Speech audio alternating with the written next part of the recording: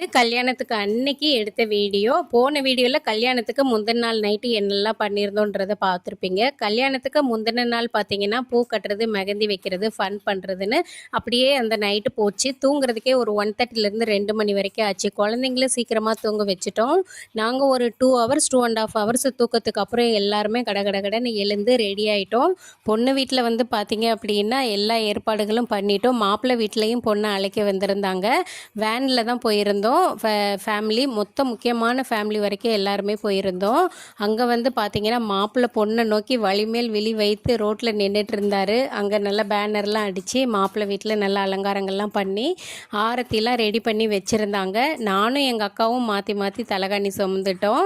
இந்த தலகாணி சுமக்கிறதெல்லாம் வந்து சாஸ்திரம் சம்பிரதாயங்கள்னு சொல்லுவாங்க இல்லையா. ஆரத்திலாம் முடிச்சுட்டு பொண்ணு மாப்பிள்ளை வீட்டுக்குள்ளே போக ஆரம்பிச்சிட்டோம்.